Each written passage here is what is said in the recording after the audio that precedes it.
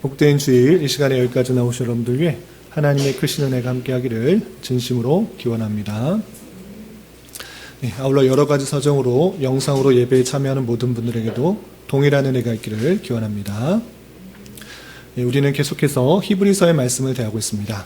히브리서의 말씀 아무 생각 없이 그냥 한 장 한 장 읽으면 너무 딱딱하고 무슨 말을 하려고 하는지 이해가 쉽지 않습니다. 그러나 전체적인 개요를 알고 이것을 무슨 의도로 이것을 설명하는지를 알면 이것보다 더 큰 은혜가 되고 힘이 되는 것이 없습니다. 그래서 우리 히브리서 읽을 때 조금 쉽지 않으니까 개요를 항상 염두에 두고 무슨 말을 하고자 하는지 큰 틀을 생각해 놓고 한 장 한 장 또 한 절 한 절 의미를 생각하면서 읽을 수 있기 바랍니다. 오늘 본문 히브리서 10장인데 전체적으로 말하고자 하는 기록자의 의도가 무엇인지를 살펴보면서 또 문맥 속에서 여기를 갖고 있는 위치를 생각해 보면서 또 교훈하고 있는 것들이 무엇인지 생각해 보는 시간을 갖도록 하겠습니다.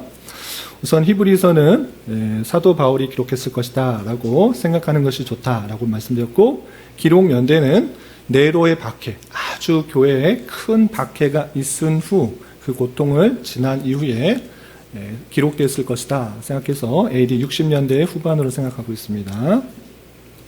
그리고 그 목적은 신앙이 흔들리는 성도들에게 구약의 내용들이 어떻게 그리스도를 통해서 이루어지는지를 잘 해석해 주므로 하나님께서 말씀하고자 하는 하나님의 큰 뜻, 그것이 완전히 이루어졌다는 것을 잊지 말고 기억하도록 하여서 믿음을 더욱더 굳건하게 하도록 하는 것입니다.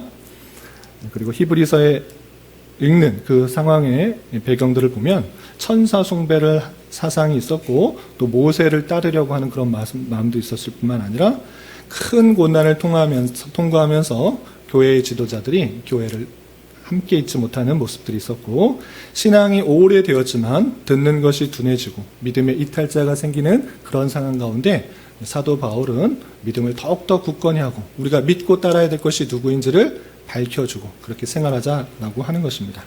그래서 전체 내용을 보시면 크게 두 부분으로 나누면 이렇습니다. 우리가 믿어야 될 예수가 누구인가, 그 내용이 10장 18절까지 있고요. 10장 19절부터 13장까지는 그 예수를 믿는 자로서 어떻게 삶이 드러나야 되는가 이렇게 표현하고 있는 것입니다. 그런데 예수에 대해서 누구인가를 설명할 때 단순히 그냥 쭉 설명했다기보다는 크게 두 부분을 나눌 수 있는데, 그 예수님이 하나님의 아들이다, 얼마나 뛰어난 분이신가를 잘 깨닫고 그 뛰어난 분이 성육신하셔서 고난을 당하시고 대제사장의 역할들을 구약에 예표된 것처럼 다 행했기 때문에 하나님께서 약속하셨던 그 모든 것들이 예수를 통해서 이루어졌다는 것을 다시 한번 기억해라 라고 알려주고 그 예수님께서 행하신 사역들을 깨달은 자로서 어떠한 삶을 살아야 되는지 계속적으로 여러 가지로 권면하는 것입니다. 오늘은 10장인데 10장의 앞에 있었던 내용들을 잠깐 살펴보겠습니다. 5장에서는 큰 대제사장으로서 예수는 자기 스스로 레위인에 집하기 때문에 된 것이 아니고 하나님께서 특별히 택하여 주시는 멜기세덱의 반차를 따르는 그 제사장의 직분을 했다라는 것을 알려주고 있는데, 그 멜기세덱의 반차를 따른다라는 것은 무슨 의미인가라고 할 때 혈육적인 족보, 아버지도 어머니도 없고 또 어디서부터 그 일들이 왔는지 알 수가 없다. 그러나 영원히 하나님의 아들로서의 제사장의 역할을 하는 것이 멜기세덱이었다. 그것을 예표로 보여준 것과 같이 예수님은 그렇게 항상 제사장의 역할을 하는 것이다 라고 알려주고 있는 것입니다. 또 8장 9장에서 그 제사장으로서 어떤 일을 하셨는가, 구약의 여러 가지 일들, 특별히 제사를 드리는 데 있어서 그 백성들, 하나님의 택하신 이스라엘 백성들이 죄사해지는 방법이 있습니다. 어떻게 하는가? 제사를 드림으로 죄가 사해진다는 것들을 알려주었는데, 개개인이 잘못했을 때 죄를 지었을 때 죄사하는 것은 제사를 드림으로 자기가 죄가 없어진다는 것을 계속적으로 생각했는데, 이스라엘 백성 전체, 하나님의 택하신 백성들 전체가 한 번의 죄가 사해지도록 하는 그런 절기가 있습니다. 어떤 절기입니까? 시오. 어떤 절기죠? 대속제일. 대속죄일에 대제사장이 백성들의 죄를 위해서 지성소에 딱 한 번, 지성소는 아무도 들어갈 수 없습니다. 대속죄일에 대제사장이 한 번 들어갈 수 있는데 그거 왜 했는가? 하나님의 지극히 그 높으신 또 어미하신 하나님께로 갈 수 있는 것은 죄사함을 받고 들어갈 수 있다는 것을 계속적으로 알려주셨는데 그 대제사장이 하는 일을 예수께서 하신 것이다. 앞으로 하실 것을 보여준 것이다. 이것을 하나하나 조목조목 설명해 주는 것입니다. 여러분들 8장, 9장 읽으셨죠? 읽으시지 않으면 구약의 그런 제사 제도의 내용이 무슨 내용인지를 잘 몰라요. 왜 대제사장이 그런 일을 했는가? 잘 모를 수 있는데 이 8장과 9장을 잘 읽으면 그것에 대해서 하나하나 잘 해석해 주고 있습니다. 괜히 하신 것이 아니라 앞으로 예수님께서 그런 일을 하실 것이기 때문에 그 하실 예수를 계속적으로 생각할 수 있도록 그림자로서 예표로서 보여준 것이다 설명을 하고 있는 것입니다. 특별히 대제사장은 속죄를 드리고 자기와 백성들의 죄를 사해 주시는 그 일들을 행함으로 염소를 잡으로 피를 흘림으로 죄사함을 받고 하나님께 그 지성소로 나아갈 수 있다는 것을 알려주었는데 그 지성소로 나아가는 것 예수님께서는 사람이 만든 지성소로 간 것이 아니라 참된 하나님이 계신다라고 할 수 있는 하늘성소, 하늘상소로 올라가셨다. 십자가에 달려 피를 흘리시고 죄를 씻어주신 다음에 하늘성소로 올라가셨다라는 것을 왜 부활하시고 승천하셨는지까지 자세하게 설명하고 있는 것입니다. 이렇게 구약의 그런 율법들과 제사 내용들을 잘 설명한 이후에 10장에서는 그 예수님이 하나님께 새로 주신 언약의 핵심이고 그 핵심이기 때문에 그런 말씀에 따라서 우리가 살아가야 된다는 것을 이제 계속적으로 설명하고 있는 것입니다. 우선 1절부터 18절까지 10장 1절부터 18절까지는 앞에 설명했던 내용들을 요약해서 핵심적으로 이런 것이다 다시 한번 알려주고 있는 것입니다. 그 내용을 먼저 보겠습니다. 우선 10장 1절부터 4절까지는 구약에서 나왔던 수많은 그런 제사제도 또 율법의 내용들이 어떤 한계를 갖고 있는지 이렇게 정리해주고 있습니다. 1절부터 4절 같이 한번 읽어보겠습니다. 시작. 율법은 장차올 좋은 일의 그림자일 뿐이요 참 형상이 아니므로 해마다 늘 드리는 같은 제사로는 나아오는 자들을 언제나 온전하게 할 수 없느니라. 그렇지 아니하면 섬기는 자들이 단번에 정결하게 되어 다시 죄를 깨닫는 일이 없으리니 어찌 제사를 드리는 일이 그치지 아니하였으리요. 그러나 이 제사들에는 해마다 죄를 기억하게 하는 것이 있나니 이는 황소와 염소의 피가 능히 죄를 없이 하지 못함이라. 해마다 7월이 되면 대속죄일이 있어서 대제사장이 백성들과 자신의 죄를 다 사하고 지성소로 들어간다고 하고 있습니다. 그런데 이거 완전한 것이 아니다. 그것을 통해서 진짜 죄가 사해진다는 것이 아니고 앞으로 오실 참 형상이 있는데 그것을 계속적으로 잊지 않도록 1년에 적어도 한 번 정도는 이 의식들을 행함으로 참된 대제사장이 피를 흘리는 것을 통해서 주님께로 가게 할 수가 있구나. 이것을 계속적으로 생각하도록 한 것이다 라고 표현하고 있습니다. 그리고 실제적으로 황소를 잡고 염소를 잡고 피 흘리도록 하는데 그 자체가 실제적으로 죄를 없이 해주는 것 아니다. 앞으로 오실 메시아, 그 구세주, 언약의 중보자 되시는 그분의 피가 흘려질 것을 생각하도록 하는 그런 기능이다. 이 제사를 함으로 앞으로 오실 그 사역을 믿음으로 우리가 죄사함을 받을 수 있다는 것을 알려주고 있는 것입니다. 그래서 구약의 율법의 한계를 밝혀주고 있는 것입니다.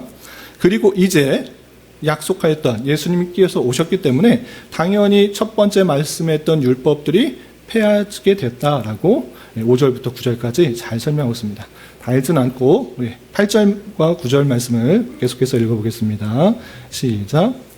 위에 말씀하시기를 주께서는 제사와 예물과 번제와 속죄제는 원하지도 아니하고 기뻐하지도 아니하신다 하셨고 이는 다 율법을 따라 드리는 것이라. 그 후에 말씀하시기를 보시옵소서 내가 하나님의 뜻을 행하러 왔나이다 하셨으니 그 첫째 것을 폐하심은 둘째 것을 세우려 하심이라. 하나님께서는 제사 드리는 것, 예물, 번제, 속죄, 그거 진짜로 원하고 진짜 기뻐하는 건 아니다. 그 자체가 좋은 게 아니라, 그것을 진짜로 받으신 것이 아니라, 이것을 통해서 이 올 것, 참 형상, 이것들을 생각하도록 한 것이지, 이것을 기뻐하고 그냥 단순히 아무런 의미도 모르고 제사 드리는 것, 이런 거 원하지도 않고 기뻐하지 않는다. 이 제사를 드림으로 앞으로 오실 메시아에 대해서 계속 생각하도록 한 것이기 때문에, 이제 약속하셨던 그분이 그 뜻을 실제로 참 제사를, 참 대제사장으로서 역할을 하기 위해서 이 땅에 오셔서 그것을 했기 때문에, 그 첫 번째 것은 더 이상 할 필요가 있다 없다? 없다. 둘째 것을 온전하게 하기 위해서 이 첫 번째 것은 이제 더 이상 할 필요가 없다라고 이야기해주고 있는 것입니다. 그리고 새 언약의 효력을 10절부터 18절, 주님께서 이 땅에 오셔서 십자가에 달려 돌아가셔서 참 희생 제사가 되고 참 완성된 제사를 드림으로 우리가 어떠한 유익이 있는지 10절부터 18절까지 길게 설명되고 있는데, 몇 절만 읽어보겠습니다. 먼저 10절 말씀 같이 한번 읽어보겠습니다. 시작. 이 뜻을 따라 예수 그리스도의 몸을 단번에 들이심으로 말미암아 우리가 거룩함을 얻었노라. 주님께서 정말 희생 제물로 오셔서, 주님께서 희생 제물이 되셨어요. 아무 흠없는 그 희생 제물이 계속적으로 예표되었는데, 정말 주님께서, 아무 죄 없으신 그 주님께서 십자가에 달려 돌아가시는 희생 제사로 말미암아 이제 비로소 우리가 거룩함을 얻게 된다라고 표현하고 있는 것입니다. 또한 16절부터 18절까지는 이런 표현도 있습니다. 16절부터 18절까지 계속해서 봉독하겠습니다. 시작. 주께서 이르시되 그날 후로는 그들과 맺을 언약이 이것이라 하시고 내 법을 그들의 마음에 두고 그들의 생각에 기록하리라 하신 후에 또 그들의 죄와 그들의 불법을 내가 다시 기억하지 아니하리라 하셨으니 이것들을 사하셨은즉 다시 죄를 위하여 제사 드릴 것이 없느니라. 구약에 있는 매년 드리는 제사로서 참된 그 죄가 사해지는 것이 아니라 앞으로 오실 그 예수 그리스도의 희생 제사가 참 효력이 있다라는 것을 알려주기 위해서 매년 했는데, 정말 그 약속들이 실제로 예수님께서 십자가에 달려 돌아가셔서 제사 제도를 하셨기 때문에 이제 또다시 반복해서 제사를 드릴 필요가 있다 없다? 없다. 이제 예수 그리스도의 그 보혈의 피로 우리의 모든 죄가 다 사해졌기 때문에 율법의 멍에로부터 자유하게 되었고, 오직 예수 그리스도를 믿는 것으로 우리가 의롭다함을 받고 거룩하게 되었으니 다시 양 잡고 소 잡고 비둘기 잡고 이런 제사 드릴 필요 없다라고, 구약의 그 모든 것들이 완성되었고 이제 예수 그리스도께서 맺은 새 언약이 효력이 되었고 우리를 그를 믿음으로 참된 거룩함이 된다라는 것을 잘 정리한 것입니다. 그렇기 때문에 너희들이 믿어야 될 것은 하나님께서 그렇게 약속하셨던 그 모든 것들이 예수를 통해 이루어졌으니 우리가 그를 믿고 이 땅에서의 삶을 살아가야 된다라고 표현하고 있는 것입니다. 그래서 19절 이하는 이 예수님에 대해서 참된 믿음을 갖고 어떻게 살아가야 되는지 차근차근히 권면을 하고 있는 것입니다. 먼저 믿음의 형제들에게 어떤 권면을 하고 있는지 19절부터 22절까지 같이 한번 읽어보겠습니다. 시작.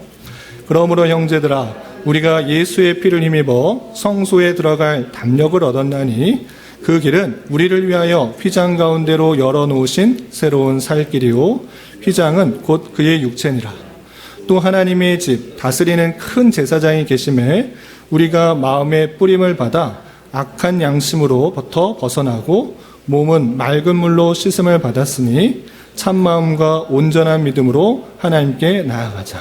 예수님에 대해서 잘 설명하고 있습니다. 대제사장으로서 역할들을 잘했다 설명했는데, 그러면 우리는 어떻게 되느냐? 이거 잘 들어주십시오.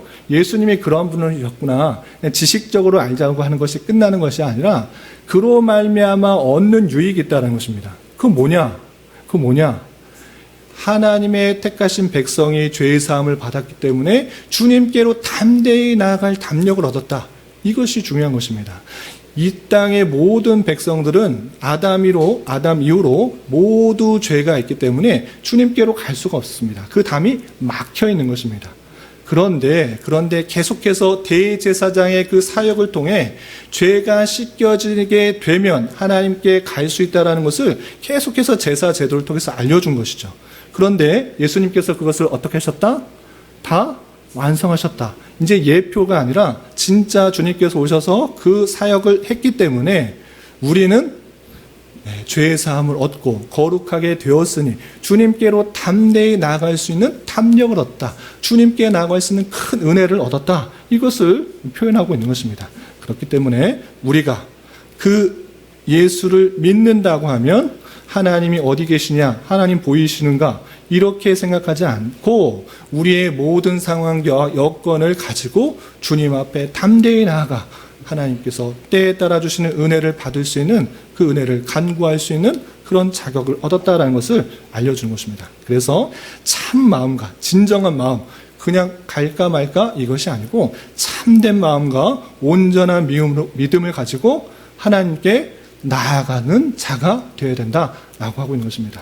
이런 말씀에 따라 여러분들도 하나님이 어디 계시냐, 정말 계시는가, 이런 식으로 의심할 것이 아니라 주님께서 이루은 놀라운 그 사역들을 잘 깨달아 주님 앞에 나아가, 주님 앞에 담대히 나아가 하나님께서 주시는 은혜를 사모함으로 나아가야 된다는 것을 권면하고 있는 것입니다.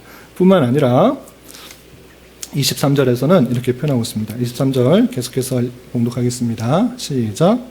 또 약속하시는 이는 미쁘시니 우리가 믿는 도리의 소망을 움직이지 말며 굳게 잡고, 우리가 믿는 도리, 예수 그리스도를 믿음으로 우리가 의롭게 되고 주님께 담대히 나갈 수 있다. 참된 은혜를 입을 수 있는 자가 되었다. 이것을 움직이지 마라. 자꾸 흔들리지 말고 굳게 잡아서 그 소망들을 늘 잡으며 나아가야 된다. 이 소망들을 변치 않도록 움직이지 말고 굳게 잡도록 권면하고 있는 것입니다. 그런데 이 일들을 혼자 잘 감당할 수 있는가? 잘 감당하지 못하는 상황들이 수많은 일들이 있기 때문에 사도 바울은 교회 안에서 서로 격려하고 권하여서 그것들 더욱더 잘 감당하자, 이렇게 권면하는 것입니다. 24절, 25절 계속해서 읽어보겠습니다. 시작. 서로 돌아보아 사랑과 선행을 격려하며 모이기를 패하는 어떤 사람들의 습관과 같이 하지 말고 오직 권하여 그날이 가까움을 볼수록 더욱 그리하자. 우리가 개인적으로 그런 은혜를 입었다는 것을 알고 소망과 또 믿음을 굳게 잡는 것 아주 중요합니다.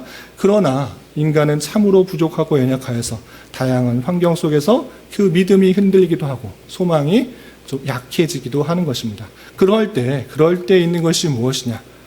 교회 아니냐? 교회가 무엇하는 것이냐? 자기 신앙 혼자 잘 건사하지 못할 때 서로 돌아봐서 격려하고, 여러 가지 상황 속에서 힘들고 어려울 때 격려함으로, 또 사랑을 더욱더 하자, 또 선행을 하자, 이렇게 격려하고, 또 우리 모이는 거 뭐 이렇게 힘들게 모이냐, 모이기를 패하는, 핍박 있고 탄압 있으니까 우리 모이지 말고 각자 집에서 잘 하나님 섬기자, 이런 얘기하지 말고, 그런 습관 들이지 말고 더욱더 권하여서 주님께서 오실 날들을 기대하며 함께 모여서 성도를 권면하고 권하여서 그 신앙의 생활을 더욱더 잘 할 수 있도록 권면하는 말씀을 볼 수 있습니다.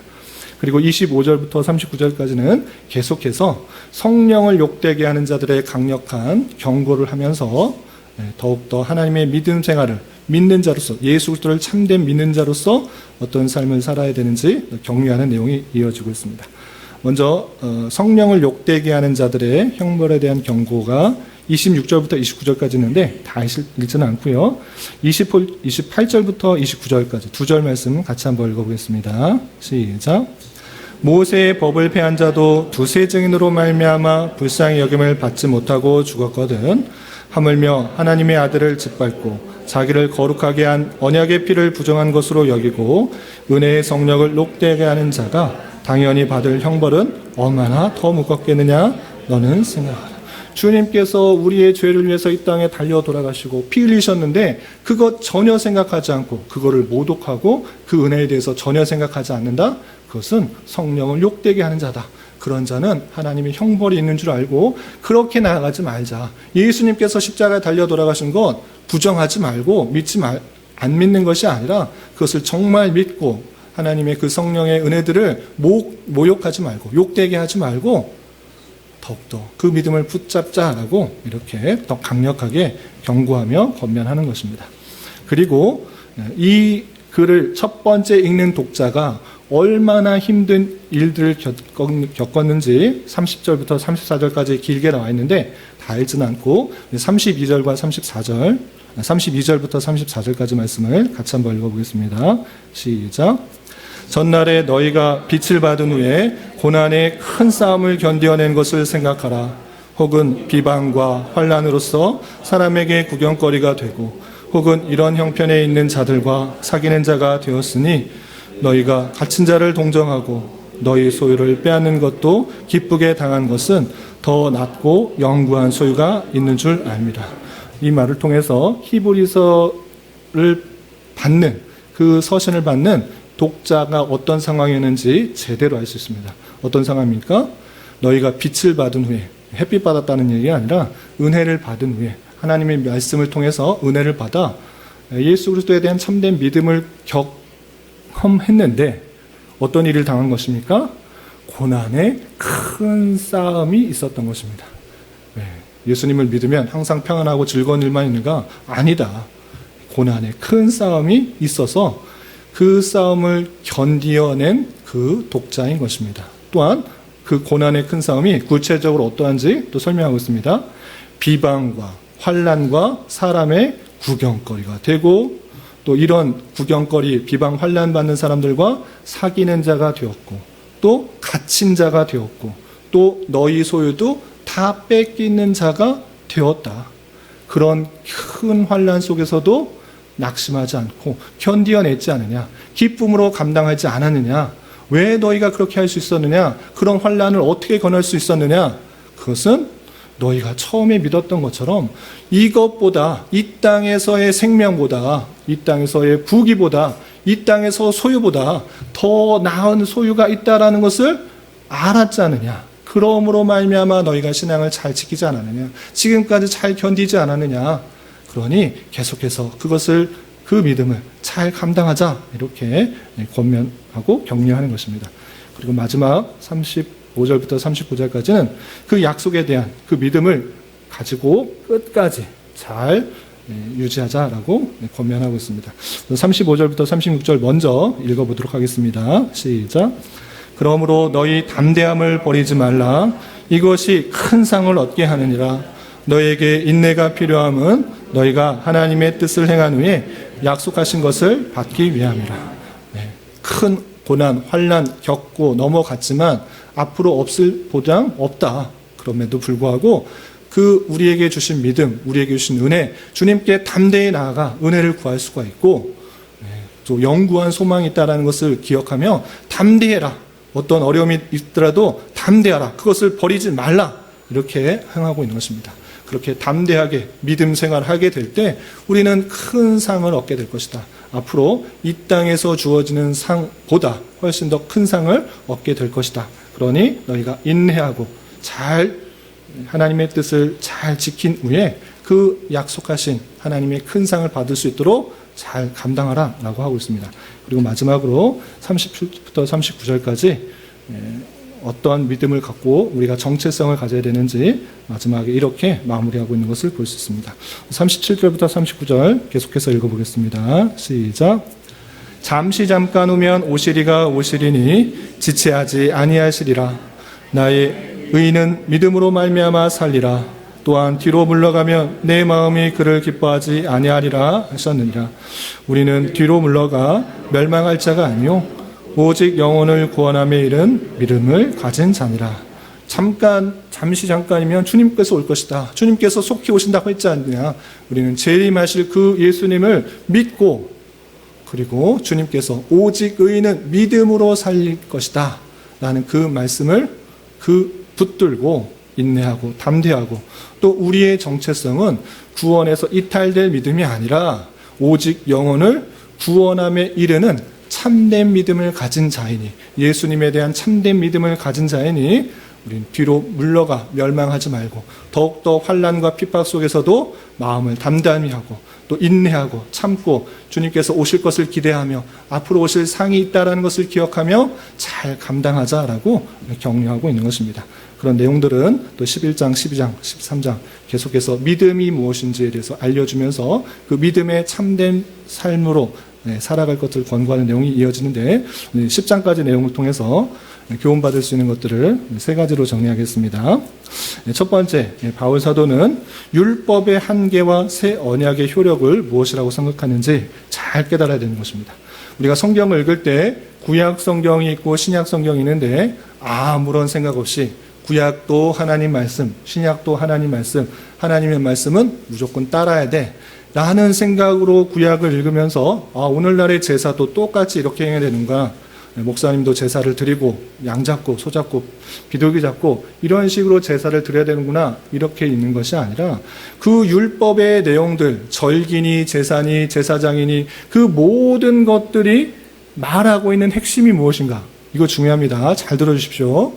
성경에서 말하고자 하는 것이 무엇인가, 사람이 복받고 잘 먹고 잘 살고 평안하고 건강하고 오래 살고 장수하자는 얘기가 나온 것인가, 그런 얘기가 나오는 것이 아니라 하나님께서 사람을 선하게 지으셨는데 그 사람이 부패하고 타락하여서 그 하나님의 놀라운 사랑과 은혜를 못 받는 비참한 처지에 되었다. 죄로 말미암아 하나님과의 관계가 끊어진 상태가 되었다. 그래서 하나님도 알지 못하고 사람들은 어떻게 하는가? 자기 유익과 만족과 쾌락과 그런 자기의 유익, 즐거움을 위해서 살아가는 존재가 되어서 하나님을 참으로 기쁘게 하는 자가 못 되었으니 그 모든 사람들의 죄, 그 죄를 안타깝게 여기고 하나님께서는 그 택하신 백성들을 구원하시기 위한 작정으로 처음부터 구원받는 방법, 그 하나님과의 끊어진 관계가 이어지는 방법, 하나님의 백성으로서 하나님의 은혜를 충만하게 받을 수 있는 방법들을 계속적으로 설명해 주고 있는 것입니다. 구약의 내용은 그냥 이스라엘의 그 역사를 배우자 하는 것이 아니라 그 이스라엘의 역사를 통해서 하나님께서 택하신 백성들을 어떻게 구원하고자 했는지를 계속해서 알려주시고 약속해 주시고 표현해 주시고 확증해 주시는 내용들인 줄 알아. 그것이 예수 그리스도로 이어졌다. 그러니 구약의 이런 하나님께서 오실 메시아에 대한 약속이 예수 그리스도로 이루어졌으니 우리는 예수 그리스도를 믿는 것이 중요한 것입니다. 그런데 예수 그리스도께서 하신 그 사역들 중에 오늘 말씀에 근거해서 대제사장으로서의 사역을 우리는 잊지 말자는 것입니다. 대제사장으로서의 사역은 무엇입니까? 그 피로, 아무 죄 없으신 그 예수의 피로 말미암아 우리가 죄의 값을 받아야 되는데 우리의 죄의 값을 대신하여 십자가에 달려 돌아가셨다.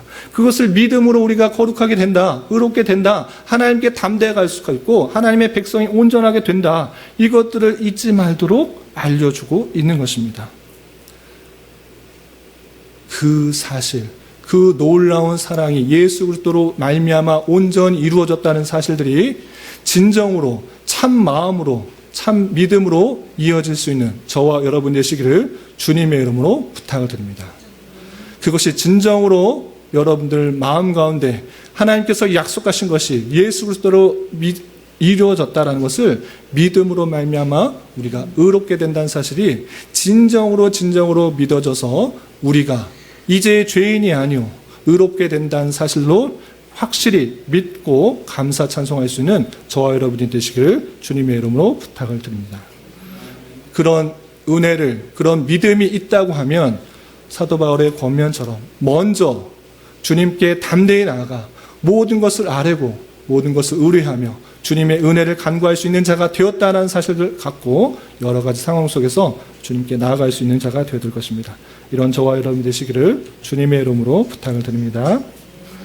그리고 10장 19절 이하 계속해서 권면하는 내용들, 예수님을 참된 믿음을 가지고 예수님에 대한 참된 믿음을 가진 자로서 어떠한 삶을 대해서 살아야 되는지 계속해서 권면하고 있는데, 먼저 바울은 믿음의 형제들에게 어떠한 권면을 하였는가 잘 살펴봐야 될 것입니다. 우리가 여러 가지 환난 속에서 어려움 속에서 믿음으로 하나님께 나아가고 하나님의 은혜를 갖고 가는데 그 소망을 움직이지 말고 굳게 잡고 하나님께 나아가야 되는데 혼자 이것을 감당할 수 있는가라고 할 때 그렇지 않은 것 같은 표현을 한 것입니다. 물론 하나님의 은혜 가운데 그냥 홀로 의지하면 살아갈 수 있습니다. 그러나 하나님께서는 일반적으로 어떻게 했는가? 서로 돌아보아 사랑과 선행을 격려하며 또 모이기를 패하는 어떤 사람들의 습관같이 하지 말고 오직 권하여 그날이 가까이 옴을 볼수록 더욱 그리하는 것이 마땅한 자세다라고 표현하고 있는 것입니다. 이 자세가 교회가 있는 이유인 것입니다.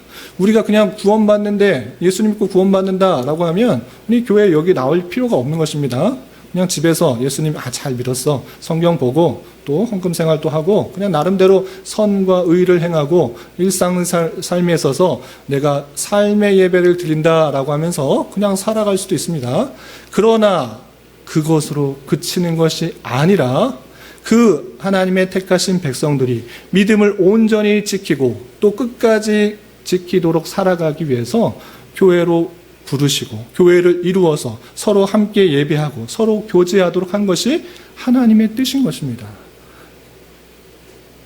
우리가 현대화되면 될 수 있도록 예전에는 그런 모습이 없었는데 점점 현대화되고 또 자기 주장이 옳다라고 자기 주장이 항상 옳다라고 주장을 하고 포스트 모더니즘 가운데 네 이야기도 맞고 내 이야기도 맞아 이런 식으로 얘기하면서 그냥 개인적인 신앙을 하는 그런 모습들이 더욱더 드러나는 것이 오늘날 우리의 교회 모습은 아닌가 생각합니다.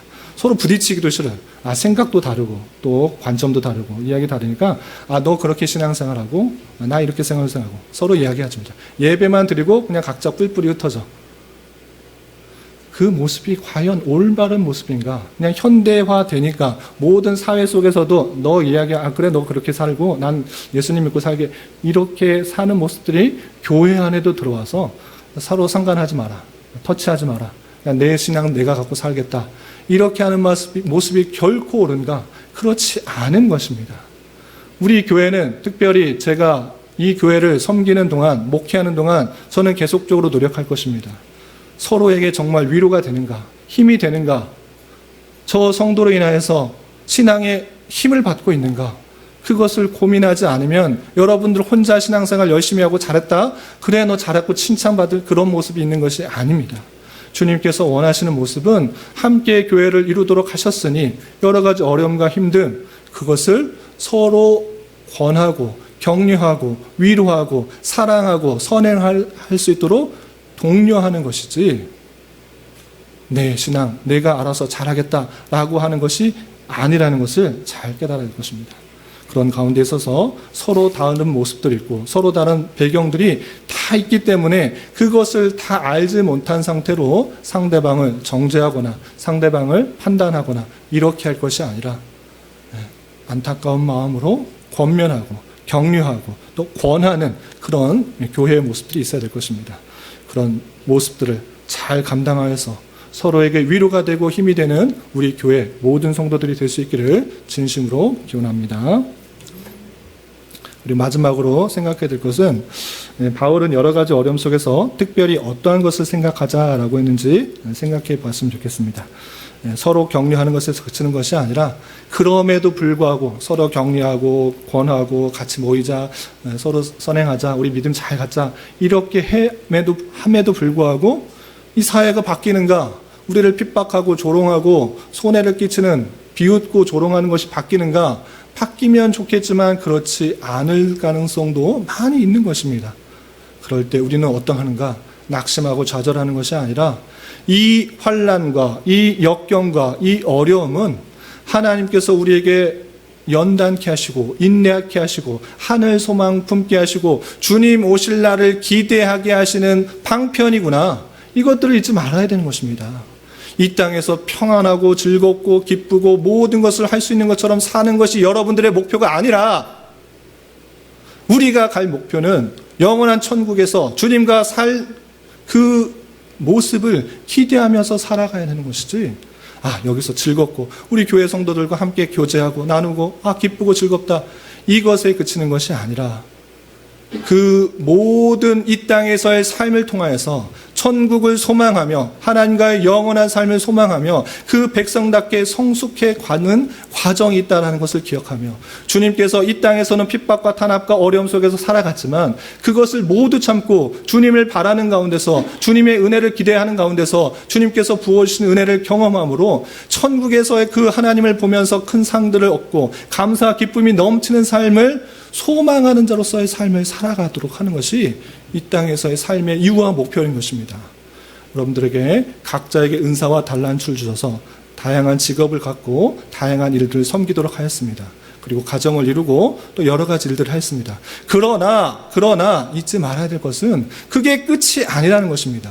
그 모든 과정과 환경을 통하여서 천국을 소망하고 천국에서의 상급을 생각하고 천국에서 있을 일들을 준비하는 자로 있어야 되지, 이 땅에서 삶이 좋으니 우리 가정에서 알콩달콩 행복한 가정 속에서 자녀를 기르고 자녀가 잘 되고 사업이 잘 되고 그런 것을 기쁘고 이상해서 영원히 살고자 하는 것이 아니라 내가 가야 할 곳이 여기가 아니고 한 천국이다, 주님과 함께하는 것이다 라는 것을 기대하며 어떠한 상황이 있을지라도 그것을 준비하는 자로서의 삶을 살아가야 될 것입니다.